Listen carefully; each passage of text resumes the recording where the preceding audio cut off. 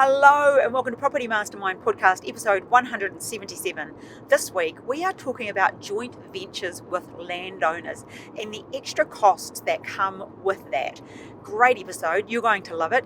And I think for people who are wanting to get into property development who don't have a lot of money, you'll realise this is a fabulous avenue for you. We've used it, Bob's used it numerous times, he's got a few stories he's going to tell you, but there are a few questions you're going to have and he'll be able to answer those for you. So anyway, let's jump into episode 177.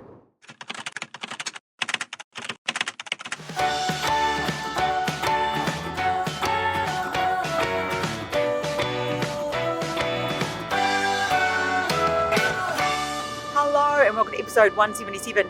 As I said, joint venture with a landowner. We're going to unpack it. You're going to love it. But before we get started, it might sound a little bit different this week. Well, Bob and I are in Margaret River in the west of Australia, about 4 hours south of Perth, and we're having a wee break. Well, we're actually doing a few things. One, I did a development over in Perth that I wanted to come and have a look at, so I hadn't seen it. So there you go. That's one part. We did that, and then caught up with a builder. We're having a bit of a catch up with a few locals. So if you're in Perth and you want to catch up Friday night, this just might come out in time. We're going to be at the Duxton Hotel from 5 till 7. Would love you to come and join us. Just, intimate, few people, nothing formal, no selling anything, no doing anything, just talking property really. And that's pretty much why we're in the car recording the podcast. So it will sound a little bit different. Anyway, Bob is driving and I'm going to shove the microphone near his mouth every now and then and get him to chitty chat to you. But before we kick off with that, Bob, usual question, what's your tip for the week? My tip is no matter what temperature you think is going to be at the other end when you get there, it's going to be colder. Because I had a look at the temperatures, they look very warm. Oh, I don't need a jumper, I don't need a coat, don't need anything. I'll just take some short sleeve shirts and some t-shirts. It's been a bit cold. I can agree. We actually thought we were coming into this really hot WA weather, clocking in some sort of early 30s, but no, we had an 18 2 days ago down the Margaret River. So I straight away went shopping and bought jackets and stuff. Couldn't help myself. It's just another excuse to, but it's been fabulous. But yes, I agree, Bob, a little bit cold. So anyway, enough about that. Let's no book winner this week because we're in a car driving, but let's talk about joint ventures with landowners. And first of all, let's unpack exactly what that is, Bob. So would you like to explain it?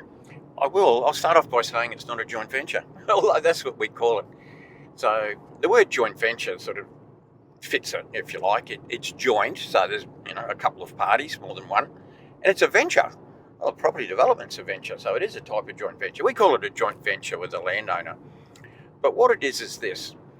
Imagine there's plenty of people out there who have land that has development potential. Now, most of those people won't actually develop it. Well, they don't know how to, really. That's probably why. They'll end up selling it one day, and more than likely, it's a developer who will buy it and go on and develop it. But amongst all those landowners out there that are sitting on land that could be developed, there's some that would develop if they could, and so they need somebody to help them. They need somebody with development knowledge to help them develop it, and they're quite okay with sharing the love, or if you like, sharing the profit in doing so. So that's what we call it, joint venture with a landowner. You've got the developer on one side, let's say that's us, and we've got the landowner on the other. We're going to work together, we're going to create a development, and we're going to create some profit that we can share. Interesting, Bob, you said, and it's likely to be bought by a developer. And when we say developer, we're talking about you and me. I just, regular people that do property development, or maybe even your first one. And we do know within our community, a lot of first timers look down this road because not everybody has a lot of money, or they do have or know somebody within their circle or their family who they realise the land that they own has development potential, and that is kind of a win-win for everyone. Everyone sort of makes the money, honey. Well, yeah, that's great. That's the whole point. That's why we loosely call it a joint venture, but technically it's not. And so what we're doing here, to keep it simple, the land stays in the landowner's name. Now, we don't necessarily want to take it out of the landowner's name and put it in some other joint structure that we've created because, well, for a start, that would require stamp duty when it changes entity, but could also trigger capital gains tax as well because the landowner, well, look, it could be their principal place of residence. That's one tax situation, but often it's an investment property and that's a different tax situation. So we don't just want to trigger these things. So there's a way of doing it where the land stays in the landowner's name and we, as the developers, well, we'll develop manage it. That's what we're going to do. We're going to manage the whole development. And of course, you need the right sort of advice. You need advice from a clever accountant who's familiar with these sorts of structures, familiar with property. And you need some advice from a lawyer, a good property lawyer that's ideally been involved in some of these types of things as well. It's important to get the structure right. That's why you need advice. So, Bob, just to sort of go over that one again, that there's no transaction at the start to make it a joint, even though we use the word joint venture, to make it a joint entity because that triggers either stamp duty and or capital gains tax. So that's rule number one when you're thinking about doing a form of joint venture, which actually isn't a joint venture, but we call it a joint venture with a landowner. And you've said you need somebody to set that up properly. And just what are some of the other things that are kind of must-dos when you're doing a joint venture with a landowner? What does the land have to be like? Yeah, look, starting at the beginning, you've got to come to some sort of agreement with the landowner as to what their land's really worth. Now, in most cases, it doesn't have a development approval, so we've got to do our numbers, we've got to do our feasibility, we've got to come up with the land value, and hopefully that matches the expectations of the landowner. Otherwise, there's some negotiations that need to go on. And then we've got to get it all documented, so we've got to get the right advice from the right people. We've got to get it documented. That's really important, is to have a good watertight document between yourself, the developer and the landowner, so that everybody knows what's going on, what roles each party has, who's doing what, and of course, ultimately, who gets what, meaning dollars, meaning money. Bob, can I just ask the question, when you said they must agree on a price, in your experience, 40 years of property development and teaching for so many years, how do people best come up with that, or what is the hurdle that can happen here? Look, you can always, when you've got two people in a discussion, you've got one party, the landowner, wanting as much money as he can get. You've got the other party, the developer, wanting it, well, I suppose you could say cheaper, or at least at a fair price. So what we want, it's a joint venture of sorts. We want a fair price.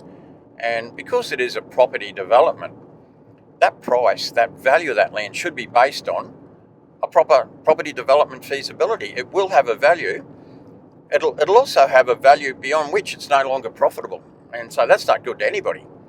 And so what we need to do the right sort of feasibility. We need to come up with a price. We need to get the other party to agree. And more often you do. But sometimes you might just have to introduce what I call the independent arbitrator.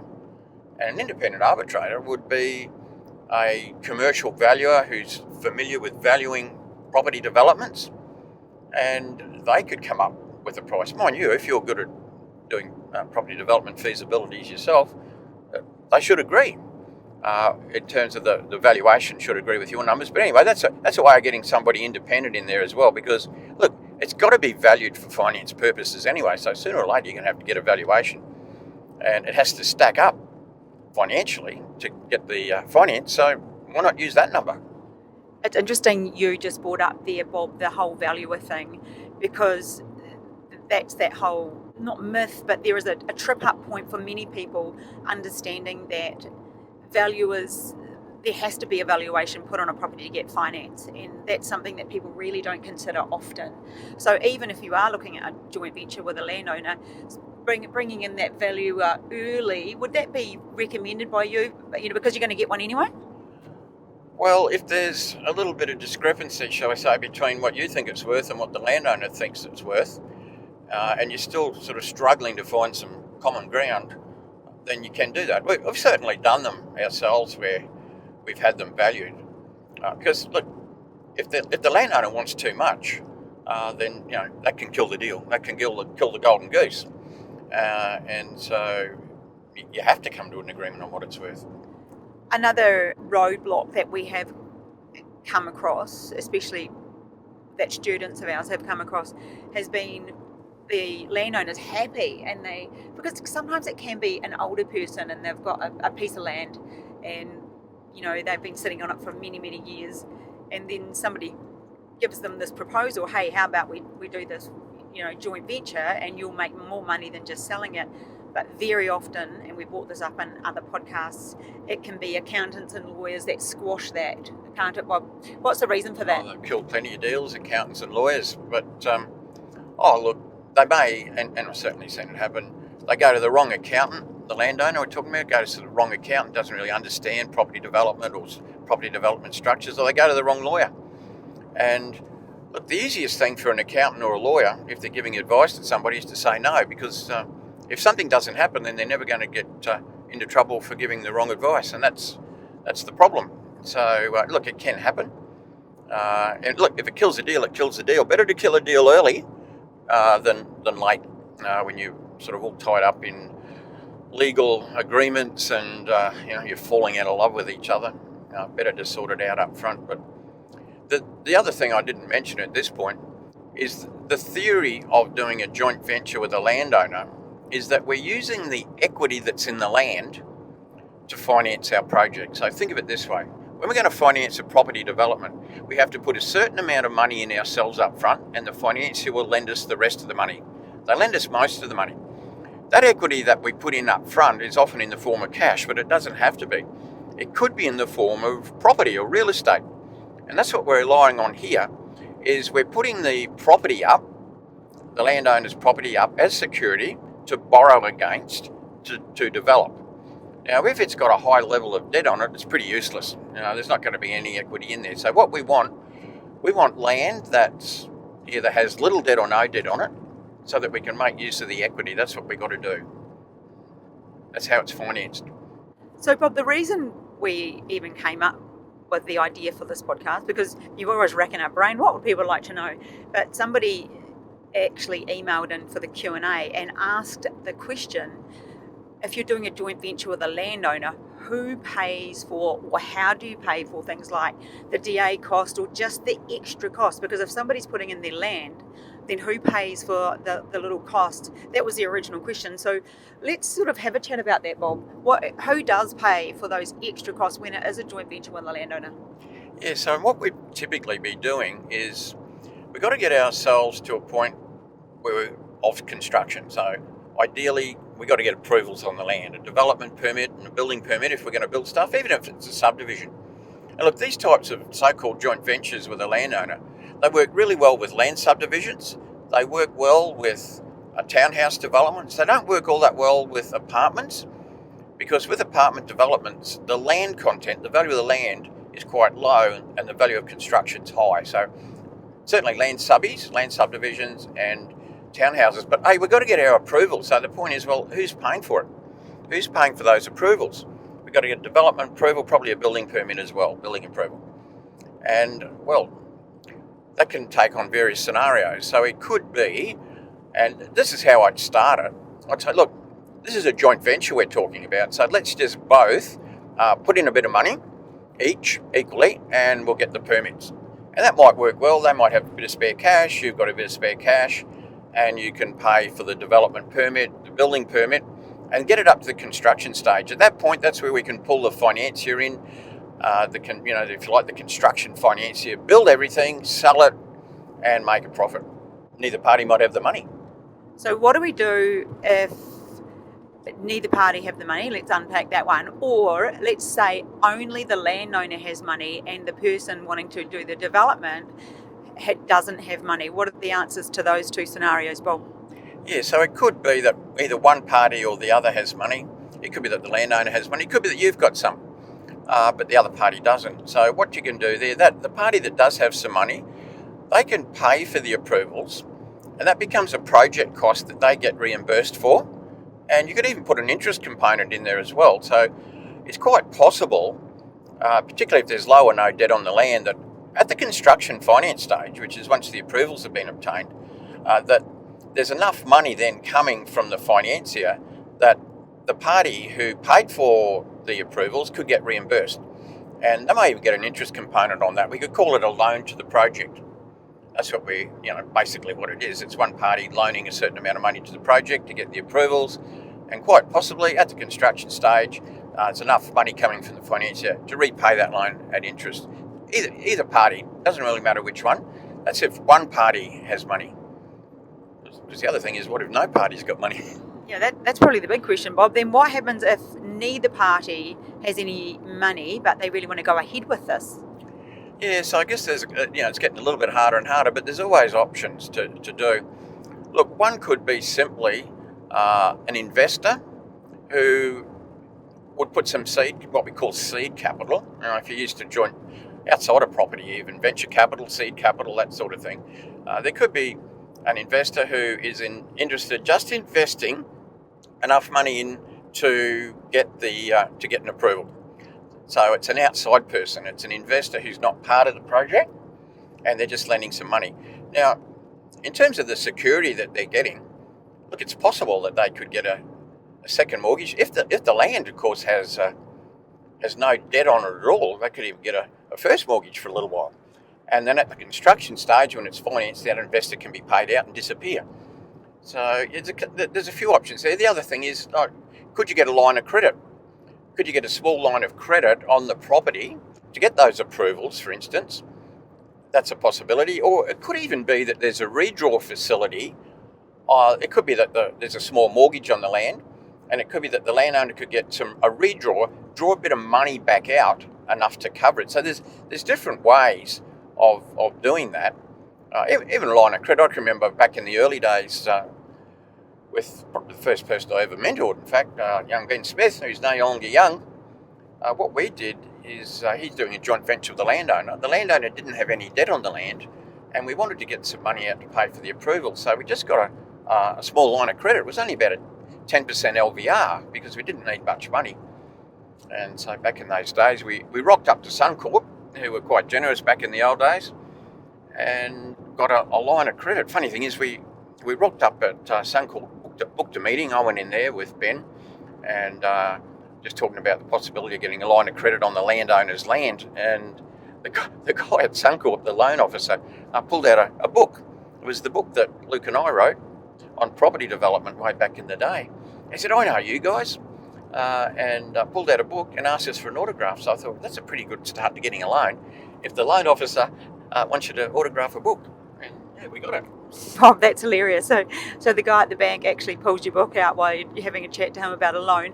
I'm just wondering if people listening, especially those that are new, really new to property development or just starting to follow us and listen to what we're on about, people are thinking, how much money are we needing for all these approvals? So let's just sort of give people a bit of an idea on what you'd be needing to get to that stage before you were to borrow money against the land to go in construction. Yeah, so remember, first of all, we're not buying the land, so we're not up for legal expenses or stamp duty.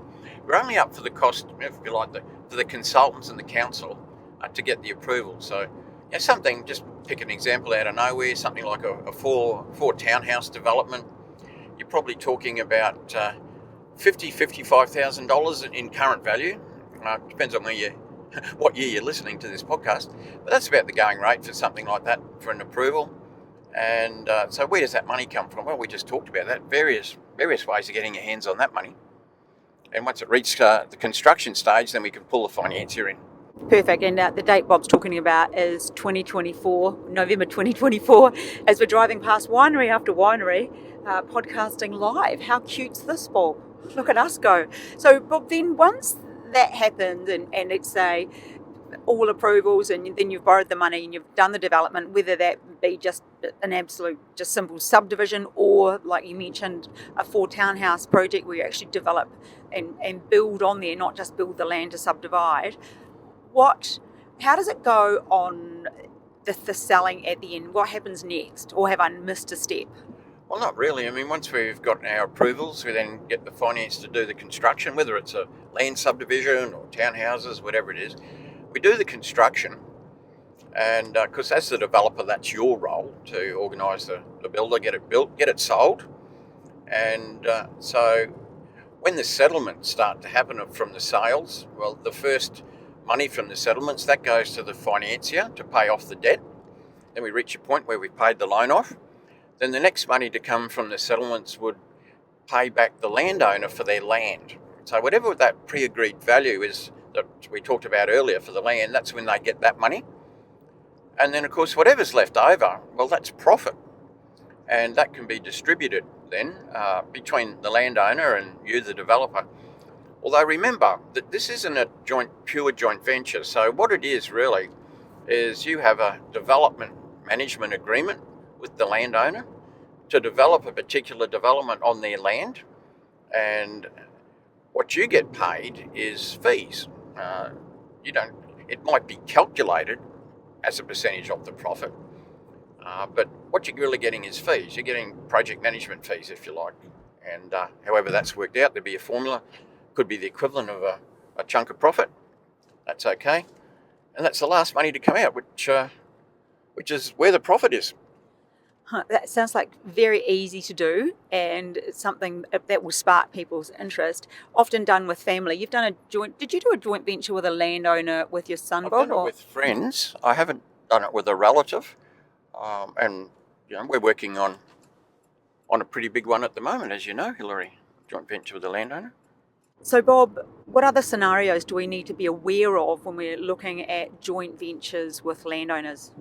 Look, one of the things I like about it, and we teach a whole range of these so-called creative strategies in our courses, but when you're doing a joint venture with a landowner, you're not restricted to the size. And what I mean by that is, let's say you were going to do a joint venture with what we call an equity partner, where people are putting in some money towards the project. You might be limited to a smaller type of project because the investor or whatever that you have doesn't have lots of money in. You might be restricted to a duplex or a few townhouses or whatever. However, joint venture with a landowner, you're not really restricted, because providing that there's little or no debt on the land, it could be quite a large project. It could be, a large land holding that is going to be a multi-staged land subdivision, for instance. But providing there's little or no debt on the land, that could be financed without putting any extra money in at all. So that's one of the good things about a so-called joint venture with a landowner, is you're not restricted really to project size. And you just mentioned multi-staged, which meaning sometimes when projects are big, obviously apartments, you're going up, you can't stage them, but you can do them in sections. So multi-stage meaning if it's a large land subdivision, you could do, just like the retirement village that you're doing now is in 5 stages. So you can have different stages. Stage 1 could be even as much as one property into 2 or 3 or 4 or whatever, and then you can just do them in different stages, which is great for cash flows. With how beneficial would that be for a joint venture with a landowner to be able to stage it? Well, first of all, it means a larger project, more profit, so that's a good thing. And staging, we can stage townhouse developments, we can stage land subdivisions. Like pretty simple example, let's say we had a site where we could do 20 townhouses. We might not want to go and do 20 at once, but we could do one stage of 10 and then start to bring in some of the profits off that stage and then do the second stage of 10. Or, could be 30 or 40 or 50 lots or townhouses. Yeah, staging it just helps us, work within the cash flows. But being a bigger project, ultimately, when we've finished it, we make a lot more money than a little project. So, Bob, as far as creative strategies go, would this be one of the more popular, or how do you rate this against the, I'm going to use the word plethora, that are available? How do you rate the joint venture with a landowner? I'll rate it highly because, look, the 2 most common ones are what we call a joint venture with an equity partner, where the investor puts the equity in, the deposit, if you like, and the financier puts in the rest of the money. That's a great way of doing a project with virtually no money of your own. We do lots of those. But joint venture with a landowner, yeah, I really like it because the landowner comes out of it really well, and they're easy to finance. You don't have to put any more money in, generally speaking, if it's got little or no debt. You're not restricted to size, and so yeah, I love them. Yeah. Perfect. Well, that's the end of, I think, episode 177. We've done a great job whilst driving to the Bustleton Jetty. That's where we're off to this afternoon. Hope you really enjoyed the chat we had about joint venture with a landowner and how to do them. Remember, if you're interested we've got a mindset event coming up in a couple of weeks' time. A little bit more will be coming out on that. Sort of open your emails if you follow us, or just check out our Facebook pages. But that's a lunchtime one. And remember that property development is really all about confidence, and confidence comes from having a great mindset. So if you're struggling with feeling capable, possible, or just good enough, or you just want to have a wee tweak, please feel free to join us. And we hope you got something out of this week's episode. So we'll catch you next week. Bye for now. Bye now.